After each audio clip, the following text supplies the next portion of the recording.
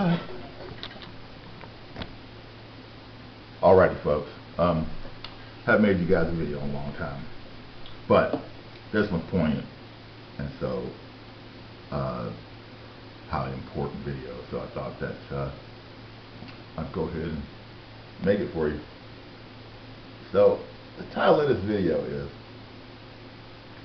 Do White Women Hate White Men? And there's all kinds of ways to figure out the answer. But let's go back over the reason. Now we can just start here in America. We don't have to go anywhere else. So all the way back in slavery times, you know, they would take the black man. First of all, let me premise this by saying women are 40 underdogs. You don't understand the psychology of a female until you understand two things about her. Two things. One, is her entire matrix is based on love. Everything. No matter what the fuck weird shit she's up to, you could isolate that shit to that.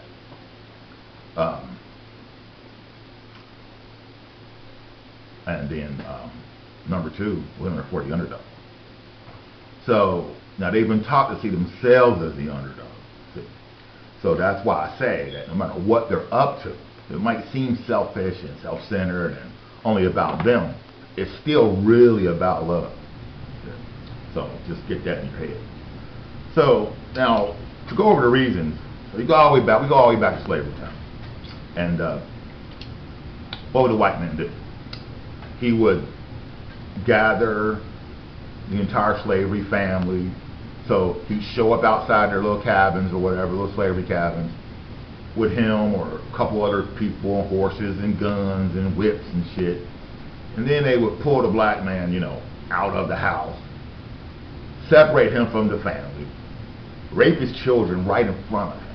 Now see, that was the whole idea behind the movie Beloved. You know, was she going to allow these white men to show up, rape her little bitty babies in front of her, and then even kill them while they're having sex with her? See. And then, after they would rape the little children, then they rape the wife, beat her, then they would rape him. Now, you tell me who does this shit. You tell me. You see? So, that's, then the white man, he was, as a group mindset. He would basically only have sex with her.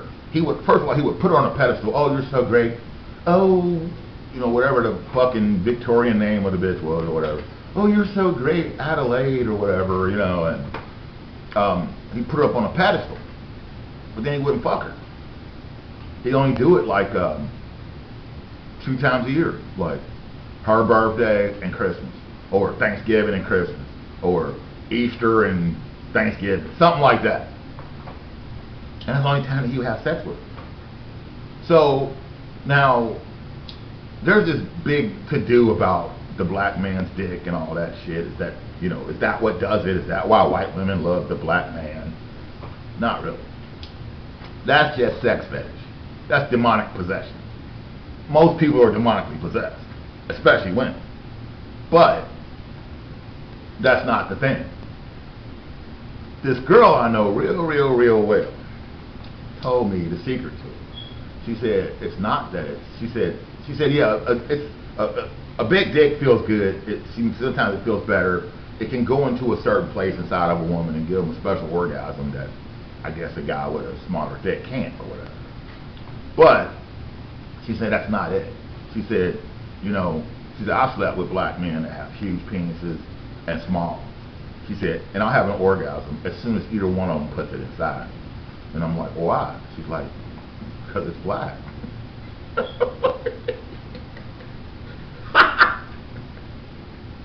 See, so, and there's also something in this African voodoo that they did to American white women, where they put this stuff in water a long time ago, in municipal water supplies. So the program is called, the Voodoo program is called Sin-Za-Za, so C-I-N-Z-A-Z-A. So they put this stuff into the water supply that on the 3 levels of consciousness, you got the unconscious, the subconscious, and the conscious level.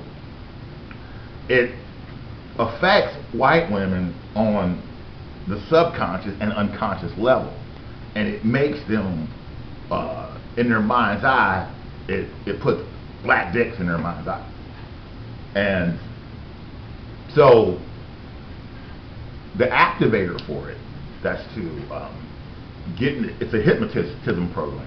So to get the hypnotism program to work properly, a black man has to kiss the white woman, get his sperm in one of her holes,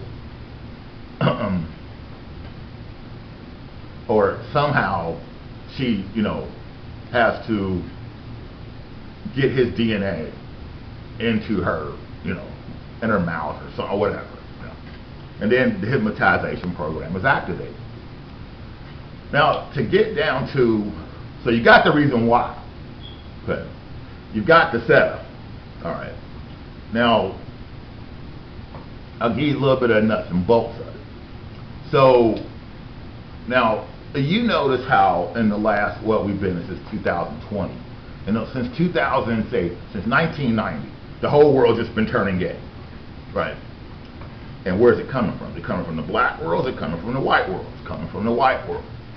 All of a sudden, out of the clear blue sky, everybody had to be gay. Oh my God, gay is the greatest thing in the whole wide world. Oh, to me, there's nothing wrong with being gay. I don't give a fuck. I'm not gay, but because you're gay don't bother me, and because you're sitting next to me having a drink don't bother me, because we're having a conversation, I don't give a fuck. I have no reticence about that. It's normal for people to love each other. That supersedes everything else. So when they say, oh, being gay is unnatural, there's one thing that supersedes that, and that's it's normal to love each other. That's the most normal thing. So when you see that happening, shut the fuck up. And just support your fellow man, who or what they are. But anyway, now, so you're gonna turn the whole world gay, right? And so that's gonna come through the white race. Now, that says a lot of things. Why is it so easy to get that program off on the world through the demographic of the white race? And so now we're going to get into some deep shit. That goes all the way back to the fact that the white god is the devil. So the white god is, you ever seen the tattoo on the back of Ralph Fiennes' body in Red Dragon? That demon on the back of there, called Asmodeus, the demon of lust. And then you see a hermaphroditic looking person laying under with her hands up there like this, sideways, and then the demon's tail is like his dick or whatever, he's about to stick it in. So that's the essentials of the religion of the white race. So now, are all white people like that? Fuck no. There's some of them, they won't have anything to do with that shit. But unfortunately, the ones that are in power the most, the white supremacists, that's exactly their operating system. So now we get today in our world, we have like the greatest writers ever and blah blah blah blah blah blah blah. So let's just go with William Shakespeare, who's the greatest playwright or whatever. And it's been noted by scientists, real scientists, that there was a consistent pattern in Shakespeare's character positioning in his play. So now Emmanuel Velikovsky says that basically we had all these ancient cataclysms in the past, and those ancient cataclysms psychologically caused us to have amnesia of who we are and where we came from. And he says that basically Shakespeare plays are a way, archetypally, to act out those catastrophes so that we can experience them in an artistic way. That's very interesting. So, now, to go to the group that wanted to transsexualize the entire world, that would be, of course, the Nazis. In the death camps, we're taught that, you know, certain things happen in the death camps and all that stuff's true. But there's something that just people are just starting to figure out, I've noticed, en masse, that there were also genetic experimentation going on in the death camps.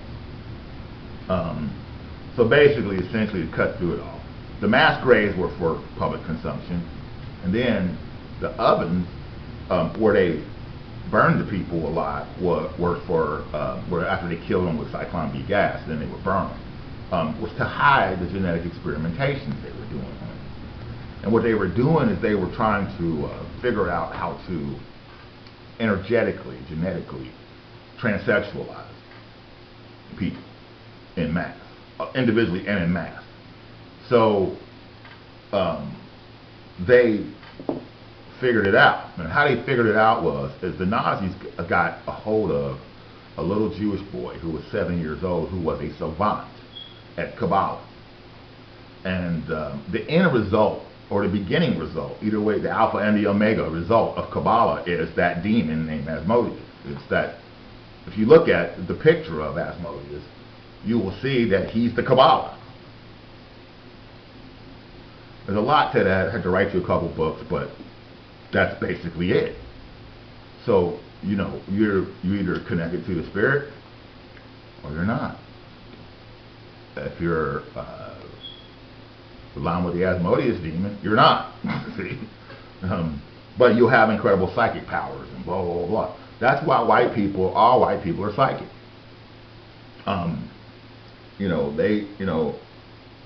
People don't understand that about white people. But that's not spiritual power. That's psychic power. That's all it is. It's nothing more than that. So in this positioning, now if you look at a lot of different TV shows, I'll give you one example like Supergirl or Wonder Woman or any of that kind of shit, which is exalting women or whatever, you'll notice that now watch this shit in slow motion. Go back and watch the whole hour-long program in slow motion. You'll notice that, and this is movies, plays, this is TV movies, this is Hollywood movies, this is pretty much everything is embedded in here. You'll notice that if you watch the shit in slow motion, that if, like there's a black dude in the background, you'll notice that the white woman, her face will always quickly cut that way. Now see, it's just slow, it's just a minute detail, but it's psychological. Or if you notice, if the white women are talking to a black dude, they're like looking at him like, oh my God. And the white guy might come over or whatever, and they'll just look at him, kind of cross their eyes, or look at each other and kind of laugh, and then they'll just kind of want to walk away, get away from him or whatever. Or the other motif, of course, is they'll use him because of the way we've been conditioned. The white man's the breadwinner, the white man's going to get the good job, the white man's going to get the money, blah, blah, blah, blah. So that was one of the things that created a situation where so many, white women traditionally in American history would marry a white man and then have a black lover, because of, they want to, they want to have the picket fence, the 2 kids, the white world, the white life, but then they also want to be able to really truly have a real true orgasmic release, as well as interaction with the underdog, to love the underdog, you see. So in this positioning system, this character positioning system that Shakespeare came up with, it was bastardized, or it was corrupted by Richard Wagner and the Nazis. So the Nazis basically put Wagner up to inverting the Shakespearean healing. And he did a really good job at it. And so now the character positioning we see now is basically Wagnerian. See? And so that makes the way you transsexualize, you have to go through the woman. The woman is the power. That's why even in the royal bloodlines, it's matrilineal. The monarch that matters the most. So if the monarch that matters the most needs to have the Christ being or whatever. So that would be like, say for instance, like Diana. So Diana and Harry, for instance, like Diana doesn't look, Harry looks nothing like Charles, because Harry ain't Charles' son. See?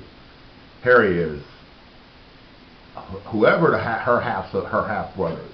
The half sister of the monarch is the one that has the child that matters the most. And then they gave Harry the special designation in Scotland right after, well, not right after, but they gave him a really special designation in Scotland. And according to the historians, the ones that count peerage for royal bloodlines, Sir Lawrence Gardner was the historian to 33 royal families, and he said that the house of David, so the bloodlines of Jesus, terminated with the Sinclair dynasty in Scotland. Now, Ralph Ellis, a British author, proved that Jesus was a ginger. What is Harry? So then what happens? Harry marries a golden girl, and they have a golden child. See? So Jesus was a golden ginger. You get it? So in the positioning system, basically it works like this. The leading lady is a white transsexual. No matter who is playing her. Doesn't matter, no matter what color the person is. This is the format. She's a white transsexual. She's transsexualizing from female to male. On her left shoulder, over her left shoulder, is the love interest. He's the nigger. He's Jesus. So he's the love interest, the nigger, Jesus, the Savior. Okay. Then over her right shoulder, no matter who's playing, no matter what color he is, no matter what, first of all, on the left side, no matter what color that person playing that person is, that person is a black male, a nigger. On the right side of her shoulder, the person, whoever's playing that person, is a white man. He's the controller, programmer, handler, rapist, pedophile, mass murderer. No matter who's playing. This is the symbolism that's now embedded in our DNA. See? So you either act consciously and you're aware of what entraps you, or you act without consciousness of what traps you, because you're trapped in the matrix. Most people ain't never going to explore what traps them in the matrix, because it's scary shit. Because you'll start to, as you start to explore it, you'll start to see that you have complicity in it. It's not just somebody else's fault. You're also complicit. So that's why most people, they just can't handle that shit. They cannot fucking handle it, because they have responsibility too. So now there's other players in this scenario, and they are based on the tarot. And so you'll have, 13 tarot cards in the arcana, and the major arcana, right? So the characters in movies are based upon the characters in the tarot. Now you'll have some people, writers and directors, come along, and they're called geniuses and whatever, because they're already aligned to this stuff genetically, so they're able to reproduce it in their work, and then it gets accolades and awards and box office smash and blah blah blah. And so it makes, that director is so, that writer is so amazing, whatever. When, just like the Nazis found that 7-year-old boy who was a savant at Kabbalah, you'll also have people born generationally that are savants at this program, because the program is basically a Kabbalistic program. So basically, the white woman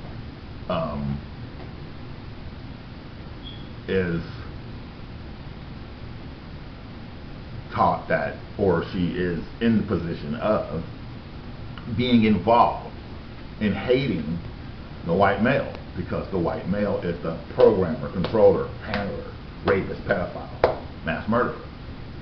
None of that stuff serves the underdog. None of it really serves her, nor does it serve who she really loves, which is the black male. It's non-serve, it's counter-serve. It's inverted. So you ask yourself, is it true that the white woman really hates the white man? In a most general sense, yes, that's the case. But people have to live a certain way in front of everybody. They have to have a certain image to everybody. So they'll want to have the cake and eat it too. They'll want to have the image. They'll want to have the stability. They'll want to have that person that they can take to the party or take to Thanksgiving and don't have to worry about any ramifications over, their ethnicity or anything like that. But then you got a lot of white women now. They don't give a fuck. They don't give a flying fuck. They'll take a 1-2 motherfucker lives in a hut that got black skin with nothing over a white man that's got 13 mansions around the world, filthy rich, and got the biggest yacht on the planet. They'll take that black motherfucker with nothing over him.